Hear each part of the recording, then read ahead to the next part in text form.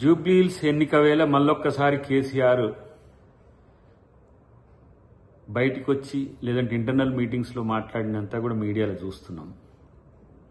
Congress party వైఫల్యాలను ఎండగట్టాలి, Congress party ఏ విధంగా మోసం చేసిందో చెప్పాలని చెప్పి వాళ్ళ నాయకులకు ఉద్బోధ చేసే క్రమాన్ని చూస్తే డెఫినెట్గా ఇలా కేసీఆర్ గారి గురించి మాట్లాడుకోవాల్సిన సందర్భం వస్తుంది. ఒకవేళ కర్మగాలి మళ్లీ బీఆర్ఎస్ గనక మూడోసారికి అధికారంలో వచ్చుంటే ఈరోజు నేపాల్, బంగ్లాదేశ్, శ్రీలంక మాదిరిగా ఎన్ని కష్టాలు తెలంగాణ ప్రజలకు వచ్చో వాళ్ళకి అర్థం కాదు. ఇవాళ సర్వనాశనం చేసిన బీఆర్ఎస్ పార్టీ, తెలంగాణను విధ్వంసం చేసిన బీఆర్ఎస్ పార్టీ నాయకుడు కేసీఆర్ తెలంగాణలో కాంగ్రెస్ వైఫల్యాలని మాట్లాడుతుంటే ఎంత హాస్యాస్పదంగా ఉంటుందో చూడాల్సిన అవసరం ఉంది. 8 లక్షల కోట్ల పైచిలకు అప్పులు చేసి రాష్ట్రాన్ని అప్పుల కుప్పగా మారిస్తే ఈరోజు ముఖ్యమంత్రి రేవంత్ రెడ్డి గారి నేతృత్వంలో క్యాబినెటే కాకుండా ముఖ్య నాయకులంతా కూడా ఏ విధంగా ఈ రాష్ట్రాన్ని ఈ స్థితి నుంచి బయటికి తీసుకురావాలని చెప్పి మల్లగుల్లాలు పడుతుంటే సహకరించాల్సింది పోయి పనికిరాని ప్రాపగండాలతోని వాళ్ళ కొడుకు వాళ్ళ అల్లుడు చేస్తున్న ప్రకటనలు చూస్తుంటే వీళ్ళు రాజకీయ నాయకులేనా అనే స్థితి ఉన్నది. ఫస్ట్ వాళ్ళ పరిస్థితి చూడు.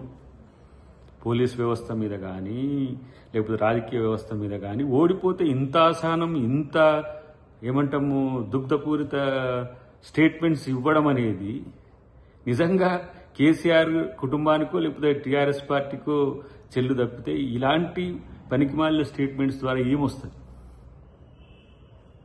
ఈరోజు వారి కూతురు ఎందుకు బయటికి వెళ్ళిందో చెప్పలేని ఒక మౌన దీక్షలో కేసీఆర్ ఉండుకుంటూ కాంగ్రెస్ పార్టీ వైఫల్యాల గురించి మనం ఊకదంపుడుగా ప్రచారం చేద్దామని చెప్పడం అనేది ఎంత సిగ్గుచేటు.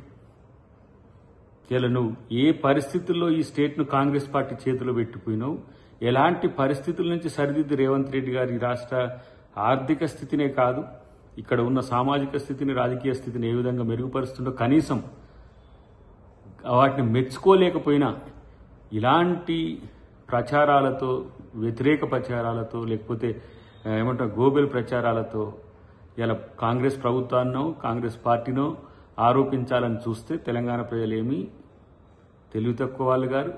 ప్రత్యేకించి ఏ విధంగా గతంలో మిమ్మల్ని వద్దనుకొని మిమ్మల్ని ఫామ్ హౌస్కో లేకపోతే రాజకీయాలకే దూరంగా పెట్టినరో రేపు ఇదే వైఖరి కొనసాగితే పూర్తిగా బీఆర్ఎస్ పార్టీ తెలంగాణలోనే మటుమాయమయ్యే స్థితి ఉంటుంది. ఫస్ట్ ఆ విషయాన్ని గమనించుకుంటే మంచిదని చెప్పి నేను తెలియజేస్తున్నా.